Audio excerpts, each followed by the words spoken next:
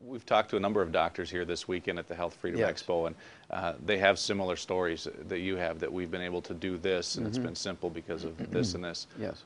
What is holding solutions like that back from becoming mainstream therapies? Okay, well, two reasons, Scott.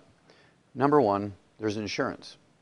And people say, why should I spend $2 a day for a treatment that my doctor poo-poos when I can get the treatment he wants me to do for free from insurance?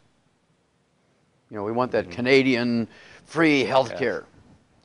And so that mentality in the American public has held it back, because the public is not demanding the cure, if you will, just from something simple, but it might cost them a third of the cost of a cup of Starbucks coffee. The second thing is the pharmaceutical industry drives things. You see, there's no law requiring doctors to cure people when there's a cure available. There's no law requiring doctors to prevent diseases in people when the prevention is known. Now, if it were my way, if I were the U.S. Surgeon General, the first thing I would do is pass a law. You see, as this agency, they could make a law. They don't even need to go to Congress and get it approved. They could just make a law.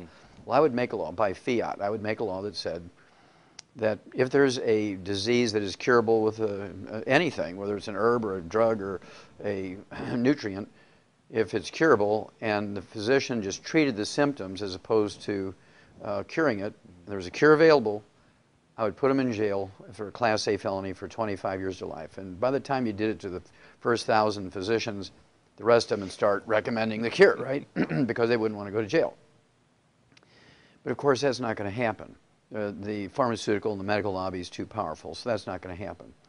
So what has to happen is education. For the last 33 years, this is the 33rd year I've been doing this, Scott, giving free lectures, or 300 free lectures each year. 300 free lectures a year, okay, to educate people that they do have options.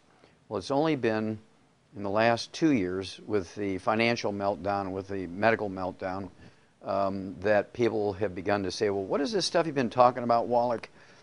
Suddenly now they're interested, because if you lose your job, you don't have insurance. Suddenly now what they perceived of as a free treatment isn't free anymore, because they have to pay for it out of their own pocket. So now going to a doctor for a $10,000 knee replacement becomes unconscionable for them when they can fix it with a $2 a day nutritional supplement. You know, it's funny, you mentioned under your system, maybe put these doctors in jail. Yes. Maybe not to that extreme, but the opposite happens, where physicians like you or others that we've talked to get, you know, pushed aside, have their licenses taken away, get fired. Or get fired. Fired, yeah. I mean, so it's kind of happening in the reverse order right now still, isn't it? Yes, it's still happening incorrectly, because, of course, the pharmaceutical industry and the medical monopoly, it's a monopoly, is in control. They give more money to PAC committees, to legislators, than any other group there is, okay? And the thing that happens is, when you give that much money to legislators, suddenly now these guys are the only guys. Everybody knows that the medical system is the perfect and single worthy system, because it's the only system. Now, this was known 290 years ago. The first U.S. Surgeon General, a guy by the name of Benjamin Rush, who was an MD, realized that the different philosophies of medicine were fighting amongst each other. They were actually having gunfights in the street. Certain groups of medical doctors would take over a hospital and lock the doors, and the other groups of medical doctors would march down to the town armory and get a cannon, blow the door off, and they go in and have gunfights, because one was homeopaths and the other ones used herbs and the other ones liked physical medicine and stuff. They were literally having gunfights over this. And so Benjamin Rush, who was the top surgeon for the Continental Army during the Revolution, George Washington personally appointed him as the first U.S. Surgeon General. There's a very famous story. He said that he wanted an amendment in the Constitution which said that people would have their choices of medical sciences. He said, if we don't have an amendment in the Constitution giving people their choice, free choice of which medical science they want, like their choice of religion and freedom of speech, he said, somewhere along the line, and I'm quoting him now, one class of men will take over the medical sciences, and it will be the Bastille of America.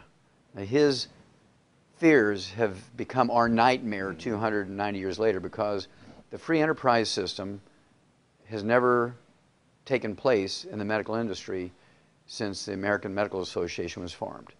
Everything they've done for the last 100 years was not to learn how to treat patients better.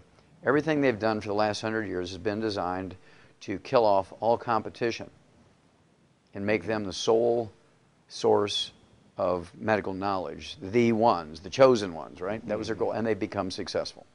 And so the only way this is going to become undone is if people stop using this failed and corrupt system we know as our medical system. Right now, the average lifespan of Americans makes us 46th in the world in longevity. There's 45 other countries whose peoples live longer than us. We're 92nd in healthfulness. And we spend more money for health care than all the other 218 nations in the world put together. So their system is a failed and it's a corrupt system. And so again, the people are going to have to rise up here and choose to do things themselves, and then the medical system becomes unfunded. If nobody's using it, how can you justify funding them? And so this is how it's going to happen, because the pharmaceutical industry, the medical industry is so powerful, and they form what I call the unholy trilogy with the government. I'm talking about city, county, state, federal government, and the pharmaceutical industry and the medical system have formed this unholy trilogy. And they, according to the Center for Disease Control and their own journal, the Journal of the American Medical Association, 4.5 years ago, it was February 7th, 2007, they came out and said that these two agencies, the Journal of the American Medical Association and the Center for Disease Control, the federal agency that tracks these things, that medical doctors kill, injure, and infect 15 million of their patients every year in American hospitals and their private offices. 5.8 million in hospitals and 9.2 million in private offices. They kill, injure, and infect 15 million. They don't even get an OSHA ticket. They get a walk. Now, what if cab drivers were to do that? Everybody said, my gosh, I'm going to walk. Well, Roy, it's 50 miles to the airport. I'll just leave 3 days early, but I'm walking. I ain't getting in a cab. But yet people still line up to get this very dangerous, very ineffective. I mean, we rank 46th in the world in longevity and 92nd in healthfulness. The recipe is not a good recipe, Scott.